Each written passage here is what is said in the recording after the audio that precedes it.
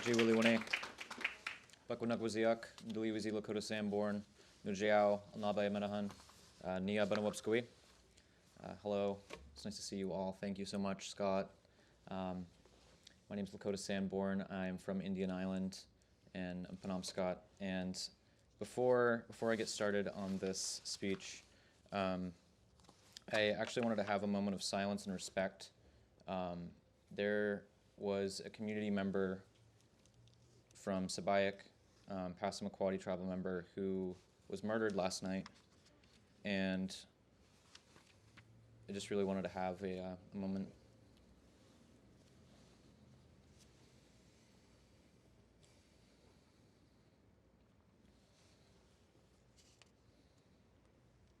I want to thank all of you for being here today. It's great to see people in person, to actually, have that human connection. It's been hard these past couple of years. I want to also start by acknowledging, as Scott did, that we're on Amakagan land that was violently stolen through processes of colonial warfare and genocide. We sit near the little Androscoggin River, which feeds into the larger Androscoggin.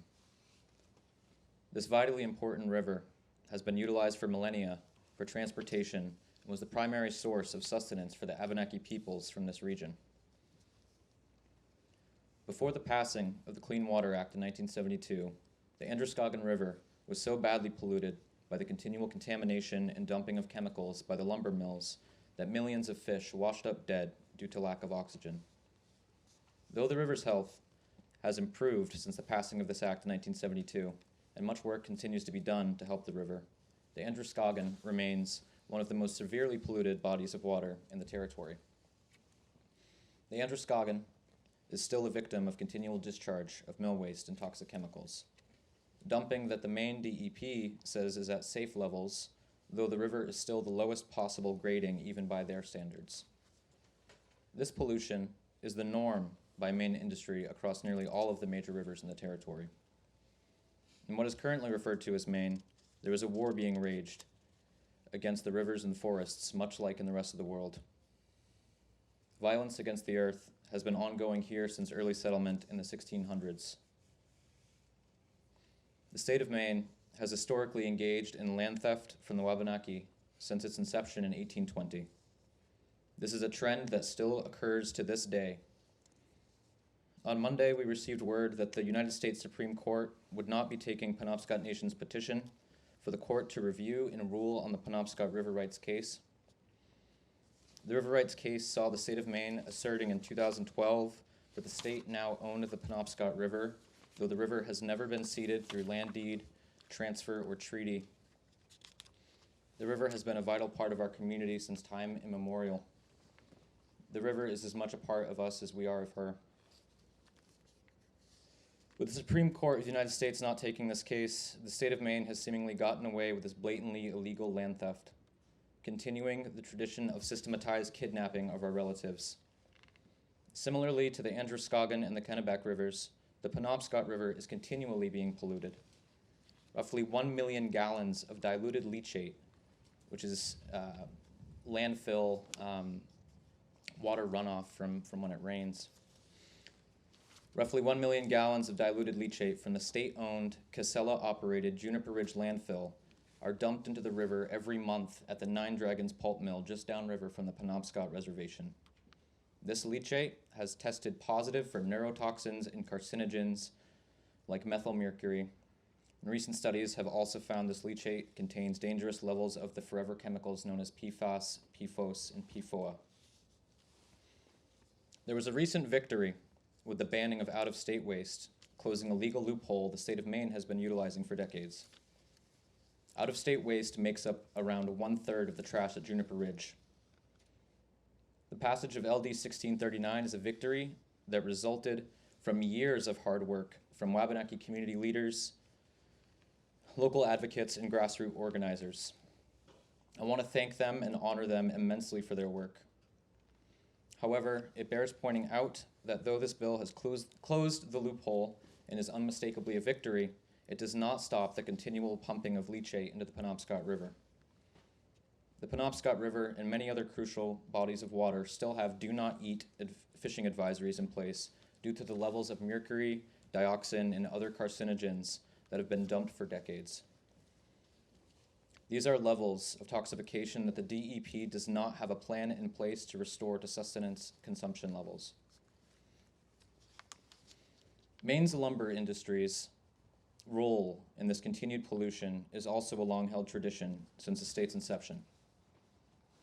Maine is the most forested state in the United States, yet the forests in Maine fall drastically behind those in New Hampshire and Vermont in their capacity to store carbon. This is due to the 400-year history of clear-cutting that has taken place, destroying old-growth forests and disrupting animal, plant, and Wabanaki populations drastically. Ongoing forestry practices that are deemed as sustainable forestry or sustainable forest management do not seem to adequately take into account the sheer lack of the ability for Maine's forests to store carbon, nor the necessity of allowing old-growth forests to return in order to combat the climate crisis. Of the roughly 19 million acres of forest in what is currently referred to as Maine, only 10,000 acres remain of old growth. I'll repeat that. Of the 19 million acres of forest, only 10,000 remain of old growth. That is 0.05% of the total forested area in the state. The Maine legislature, the Department of Environmental Protection, a variety of councils and committees, as well as the Mills administration, have been in discussions around reducing Maine's carbon footprint and doing their part to combat the climate crisis. But how much serious attention is being focused on the logging industry's continual destruction and depletion of carbon storage? How much attention is shifted away from the ongoing pollution and discharge of waste into rivers?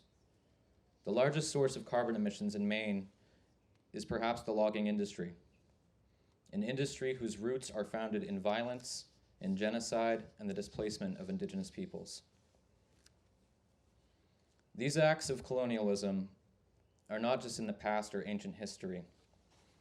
As scholar Patrick Wolfe said, settler colonization is a structure, not an event. All of us engaging in conservation and land-based practices and environmental justice work must understand that colonialism is the driving force behind the global climate devastation known as climate change. Colonialism is a system of being that is propped up by a globalized neoliberal hegemony, socioeconomic systems predicated on the extraction and exploitation of the earth and the labor of colonized peoples. In the case of settler colonialism, it also extends its purposes to eradicate and replace the original inhabitants to these lands. There is a profoundly worrying sentiment that I've heard from some within the climate justice movement. The idea that the cause of climate change, or at least a significant part of the problem, is that there are simply too many people. This idea, it must be stated, is very dangerous. The concept of overpopulation is a commonly repeated myth that seeks to scapegoat the most vulnerable of populations, those who live in what has been termed the global south. It places the blame on the global majority who live in poverty and who contribute the least to greenhouse gas emissions, instead of seeking alternative forms of production, economic models, political systems, or epistemologies that govern society. Focusing on the myth that there are too many people instead of the role of the current globalized economic development system is disingenuous and very dangerous. The truth is that this world is abundant in resources. Indigenous peoples all over the planet have lived within a sacred balance that is scientifically based on increasing biodiversity, healing, and maintaining maintaining balance within the lands they live in, of understanding the interconnection of complex systems within the natural world of which we are a part. It is not overpopulation that is the root cause of climate change. The engines of death and greed, of colonial domination and capitalist extraction, methods that hoard and pillage the world of its gifts to allow the lives of the few to prosper over the suffering of the many, are the root cause of our current situation. We must push back against these systems that are built upon death and domination. We must hold at the core of how we organize society reciprocity, equity, and maintaining the sacred balance necessary to ensure our survival as a species and the survival of countless others. The climate justice movement needs to, at its heart, be grounded in anti-colonial theory and practice. Because the same epistemologies, the same ways of being and knowing that caused us to head down this path cannot be used to get us out. The same modes of thought based on exploitation and extraction, the false concepts of land as property, as human, animal, and plant life as being expendable, will never be able to understand what is necessary for mitigating climate change. Anti-colonialism and decolonization must be the guiding principles of the climate justice movement. By extension, racial justice and the eradication of white supremacy must be at the center focus.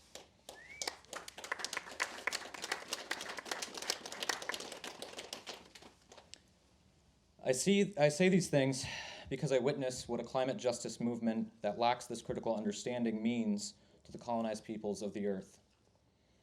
There's a growing movement of eco-fascism across the globe, a movement which scapegoats and puts blame on racialized peoples again who contribute the least to climate change, yet disproportionately face its impacts.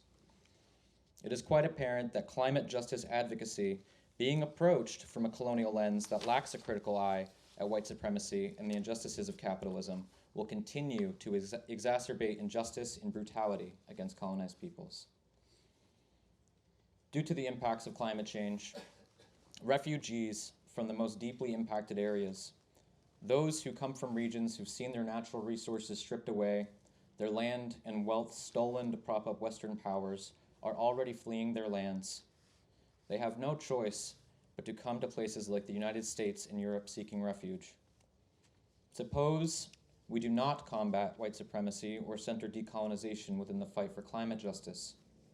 In that case, I hold immense fears for what those who claim to be our allies will say and do when xenophobia and racism increase dramatically as global resources, food systems, medicines, and other critical needs are strained. As this is occurring, there is concurrently a growing push for the divestment and replacement from fossil fuels, which is being sought through the production of mass-scale green energy projects like solar, wind, hydroelectric megadams, and other renewable energy resources. Which, solar, renewable, great stuff. However, these projects are most often carried out in much the same practice as fossil fuel extraction, through the destruction and devastation of the land and the people who belong to her. Methods of green imperialism are raining heavily down on indigenous communities worldwide. Take Bolivia, an example, where a coup was staged in 2019, deposing the democratically elected leftist indigenous leader Evo Morales. This coup was backed by capitalists seeking to control and privatize the massive lithium deposits in the country. Lithium that is needed to power batteries for electric cars and solar panels, which are becoming an ever-increasing need in the call for fossil fuel divestment. The undermining of Latin American democracy is a process that the U.S. has been engaging in for 200 years in order to secure a foothold in the region to control the natural resources, thereby siphoning the wealth and prosperity from the continent in order to continue to fuel the engines of empire. Colonial extraction is the United States' largest export. We must seek to undo commonly accepted notions of colonialism which influence us to our core being. Colonialism distorts our thought systems, the language we use, to the ways in which we influence and impact the material world. Colonialism, in many senses, guides us on a subconscious level where we accept this dominant worldview as the only worldview worth considering or having fundamental weight. Now we get to talk about conservation. It is no secret that the conservation movement was formed in part as a tool to displace indigenous peoples from their homelands. lands that are held as sacred, lands that have been critical connections of kinships to communities for thousands of years. There has recently been a reconciling with the racist, white supremacist worldviews that the founders of the conservation movement held. However, motives and practices that are rooted in those ideas continue to have drastic impacts on communities who have been displaced from their lands. There's a commonly accepted notion that the only way to protect land from destruction and development is to have, say, a land trust or conservancy group gain control of it. This practice, by design, in many instances, severely restricts and discredits the importance of indigenous peoples living and engaging in those spaces. Modern conservation is constructed with the baseline acceptance that land is to be owned and controlled, that there is a fundamental hierarchy between human beings and the natural world. Modern conservation that is developed with little to no input from tribal communities, who are the original caretakers of these lands, tends to remove the ability for said people to continue to engage with the land in a relationship which centers reciprocity. It often disallows us from continuing scientific, cultural practices of engagement that we have been practicing for thousands of years. I must state plainly that this is not the only way to combat the climate crisis. The notion that people need to be removed from nature in order to enjoy or preserve nature is fundamentally based in colonial thoughtways. There are other options, which appear more and more evident with the passing of time as the only real options to protect the natural world successfully for future generations. A statistic frequently cited is that though indigenous peoples make up 5% of the global population, we are safeguarding 80% of the world's biodiversity, protecting it from development and extraction. Similarly, according to a climate report from the IEN, the Indigenous Environmental Network, indigenous peoples acting to stop fossil fuel and development projects in the US and Canada have prevented nearly 1/4 of all emissions in the past decade. Yeah.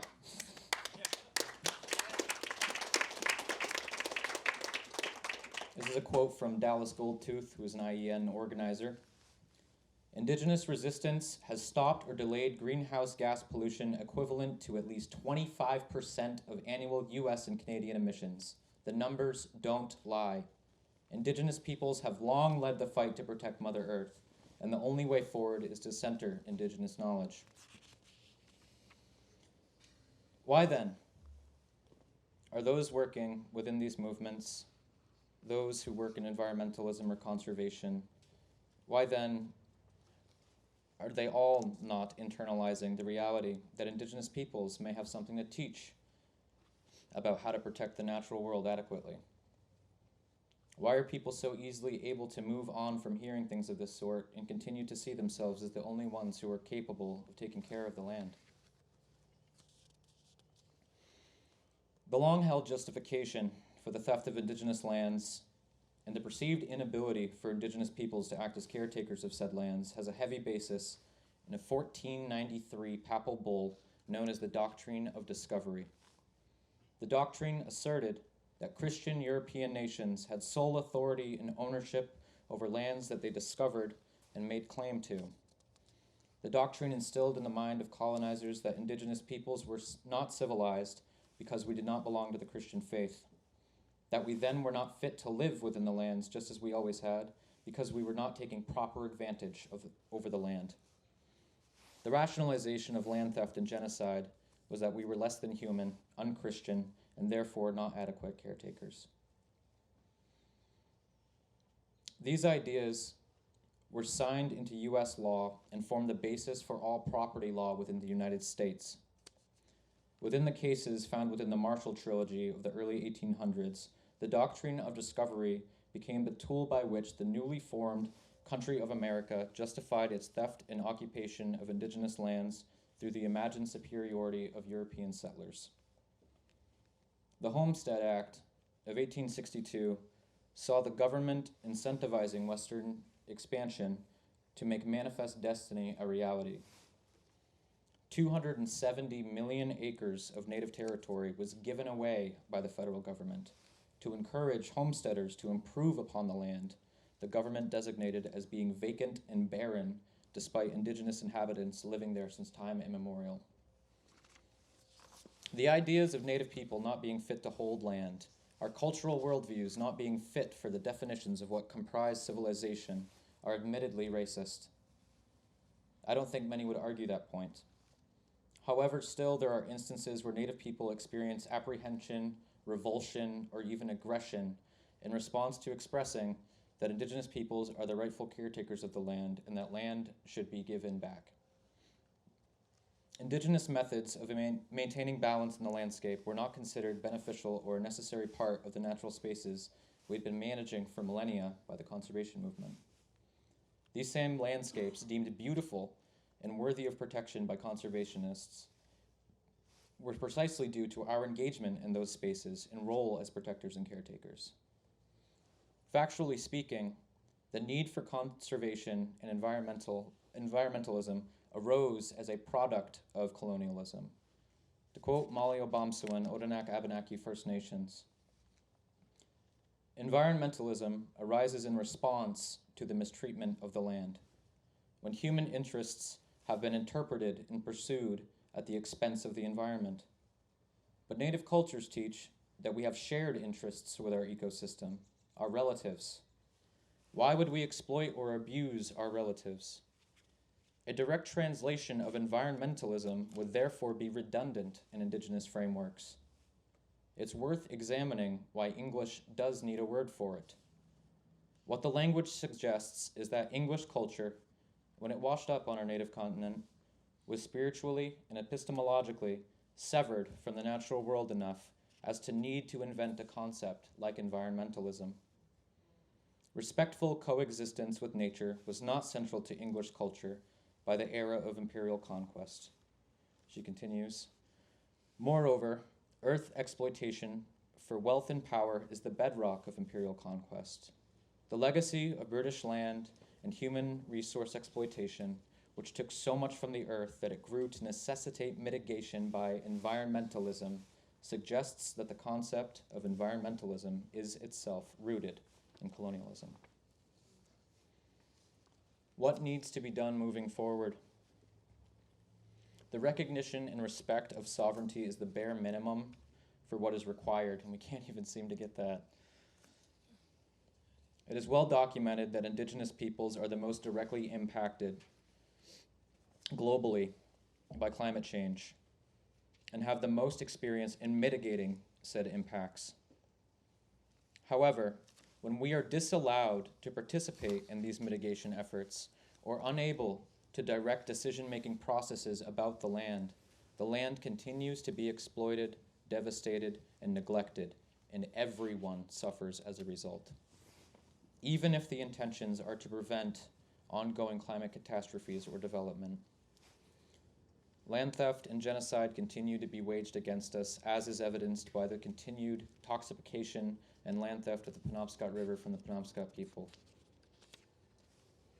Acknowledging past wounds is not enough, just as acknowledging ongoing wounds is not enough.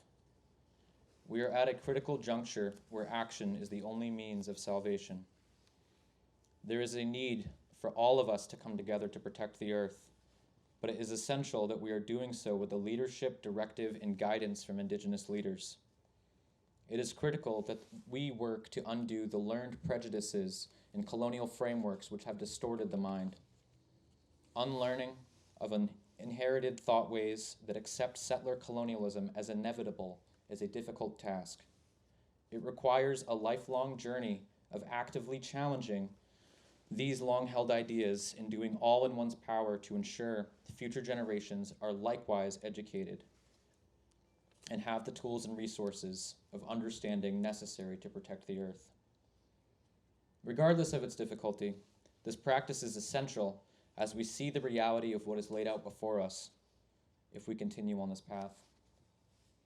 The reality is that the continuance of colonial thought systems as the basis for protecting or even understanding the world is causing irreparable damage. Private landowners, conservation groups, land trusts, homesteaders, all must come to realize what context they play within this history of the United States. country that has only been around for 250 years, a little less actually. A blip in time when you consider how long the Wabanaki people have lived in and cared for these lands. Just well over 12,000 years by archaeologist standards. We say we've always been here. Our knowledges are vast. Our ability to be caretakers of the lands is vitally important as we see the impacts climate change is having on brown ash trees with the emerald ash borer, or the explosion of tick-borne illnesses that are having drastic impacts on the moose populations. Though we have the experience, I am weary of those who, even unintentionally at times, co-opt or appropriate our knowledges and have sought to make them their own. A process that continues the trend of exploitation and extraction, but an extraction of indigenous wisdom and knowledge. Reciprocity and equitability must shape, just a moment, must shape how we govern society. I want to commend the efforts and think we should all look to the example of groups who are doing their part to expand cultural use access agreements and the land returns that have occurred to the tribes and Wabanaki Land Trusts in recent years. These are truly unprecedented times, and we hope to continue to build momentum as we move forward in time. As we look forward into the future, at what we will have to pass on to the generations to come, it is our duty as those living to ensure we did everything in our power to mitigating the coming catastrophes that they will inevitably inherit and live through. This mitigation is not made possible merely through intellectualizing or empty promises or intentions, but by accepting what is needed moving forward, the real tangible action that sees collaboration, relationship building, and ultimately and critically important, the return of indigenous lands to indigenous peoples. An end to the dominant worldview that distorts all aspects of life into monetary value, into commodities, or constructed hierarchies. We must be willing to ask the difficult existential questions of ourselves, the questions that get to the root of our roles here on Earth. We must seek to further decolonization, which is fundamentally the only answer to combat the root cause of climate change. I want those listening not only to envision what a decolonized future would look like, but to begin building towards that future. A future where the dominant worldview is upended and cast out, and our rightful place within the world is honored. A future where indigenous peoples have the ability to decide what takes place in the lands they call relatives, and a place where we can all center reciprocity. I want to end my words by honoring all of the ancestors, the grandmothers and grandfathers, whose fight we are merely continuing here. I want to honor the people of Amakongan, whose lands were taken, whose lives were taken, and the many descendants who still survive to this day in the communities of Wolanak and Odanak, as well as the descendants within the other Wabanaki communities. I want to honor Amaskongases, the little Androscoggin. I want to honor all of you for being here and for listening to me. I appreciate it. Thank you. That's all I got. Mazite and Dalma Voma.